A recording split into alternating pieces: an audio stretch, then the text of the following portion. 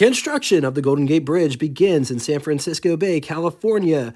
The Lone Ranger debuts on American radio, and the Blaine Act ended prohibition in the United States. The year is 1933, and this absolutely gorgeous car that you may have never heard of or even saw before was on offer over at Oldsmobile, the F33. But before getting into all of it, I'm your host, Jay. Welcome to What It's Like, the automotive channel that brings to light all of the cool cars that no one else cares to talk about, frankly. So many lost and forgotten gems. We talk history, specs, design, post between 4 and 5 episodes each week. If you don't like advertisements, all of these, or most of these, or I really try to premiere these episodes around 8 p.m. Eastern Time. Engine episodes on Wednesdays. If any of that sounds of interest to you, subscribe and hit the bell icon next to it to never miss a video. 1933 Oldsmobile model lineup was broken down into not one model, but two different models. The 6 Series F33, which rides a wheelbase of 115 inches, and the 8 Series L33, which rides the longer 119-inch wheelbase chassis. Oldsmobile would offer the F-Series for 10 years from 1928 through 1938. The F-Series replaced the Oldsmobile 6 Model 30E and would be replaced by the Series 60 and the Series 70 in 1939. Offered in 2 generations, 1933 falls in the second generation, which was produced from 33, 34, 35, 36, 37, and 38. 1933 Oldsmobile F33 could be had as a sedan, 5-passenger coupe, 5-passenger touring coupe, touring sedan, business coupe, convertible coupe, and sport coupe. 1933 saw a complete redesign. So let's compare the last year of the first generation and the first year of the second generation. 1933 on top, 32 on the bottom, starting in the front. The 33 F33 looks fuller and has more of a modern design and a step forward in design. Not to say that the F32 looks old-fashioned or it doesn't look good. They both look good in their own ways. Everything is different between these two, but there are some similarities worth mentioning. Both have single headlights, both have single-piece windshields, both have a single bumper blade without overriders. Both cars do not have a full steel top because by this point in time, they didn't know how to make a full steel top. Just about everything between these two cars is different. The way the headlights are mounted on the 32, they're mounted to the fender brace. That's that arch bar that goes between the two fenders that adds structural rigidity, all of which is bright on the 32. Whereas on the 33, the lights are mounted to these really awesome Art Deco pedestals. Also, the headlight buckets are painted body color with bright bezels. The grille is more upright on the 32 versus slanted, and it has more of a three-dimensional shape on the 33. Fenders are fuller on the 33. Mascots are completely different. The 32 has fender markers, which I think that might have been an option. Moving to the side profile, louvers go from bright vertical functioning / opening on the 32 to a horizontal, always opened on the 33. Better look at the fenders, which are three-dimensional on the 33. The 32, they have a nice profile, but they're not all enclosed like they are on the 33. The 33 has more of a slanted windshield versus pretty much straight up and down vertical on the 32. The 32 has a quarter window that the 33 doesn't have. Wood spoke wheels on the 32 versus artillery wheels on the 33. The rear fenders have also been revised. Moving aft, and I apologize, the top image is more of a hot-rodded car, but the body looks good and it's not chopped. Anyway, smooth body on the 33 versus bead lines on the 32. The rear window looks a bit longer on the 33. Trunk rack on the 32 versus spare tire on the 33, but I think those were all options. Jumping inside to take a better look at the dash and interior situation, both gauges are in the center but done differently. Which one do you like better? Let's talk specs. It rides a wheelbase of 115 inches. Price, $745, which would be equivalent to you spending $18,069.17 in the year 2024. Moving on to engine, only one engine on offer for this car. 221.4 cubic inch displacement, flathead inline 6. 3.6 liters. It was good for 80 horsepower, 3,200 RPM with an estimated 135 pound-feet or 183 newton meters around 1,800 RPM with a bore of 3.375 inches and a stroke of 4.125 inches. Compression was 5.3 to 1. 4 main bearings. It was backed with a 3-speed manual transmission. Let's talk styling on this absolutely gorgeous car, starting with the elegant bumpers, single blade without overriders and or bumperettes. This car has an Ontario 1933 license plate because it was produced in Ontario, Canada. The grille shroud, Oldsmobile crest.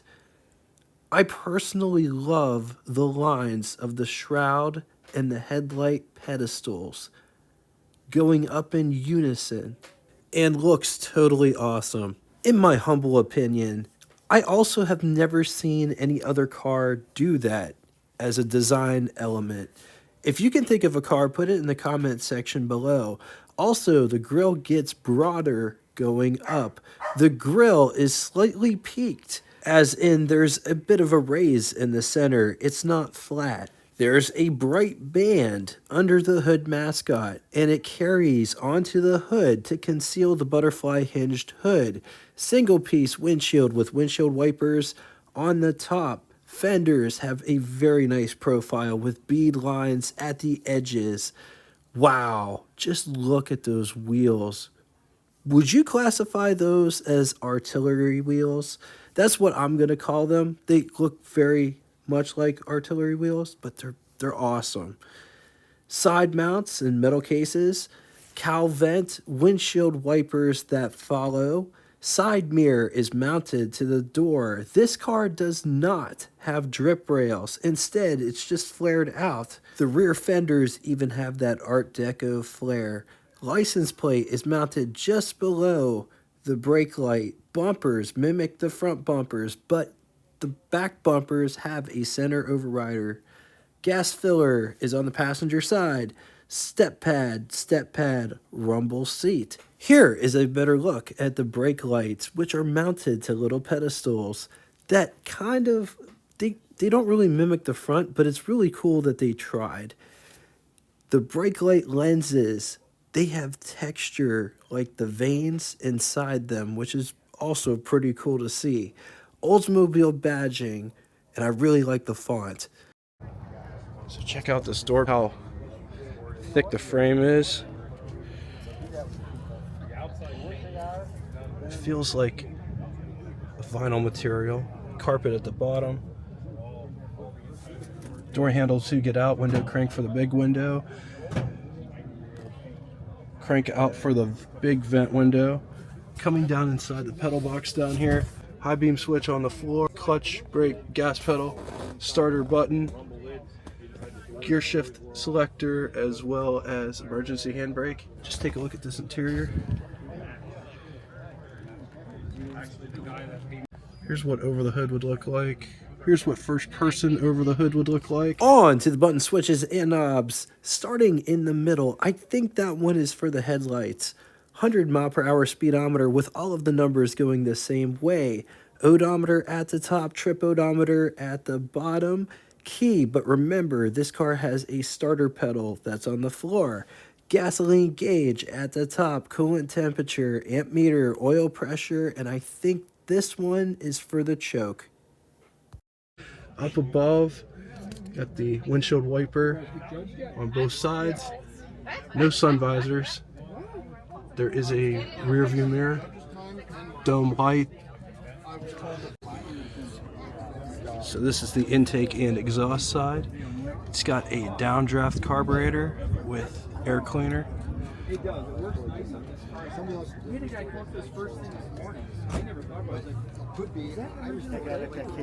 On the positive side, another drop dead gorgeous car that I had no clue of until encountering this one at Hershey last week. Full instrumentation in the dashboard, a real head turner in any body style. Just check this four-door out. What a great looking car.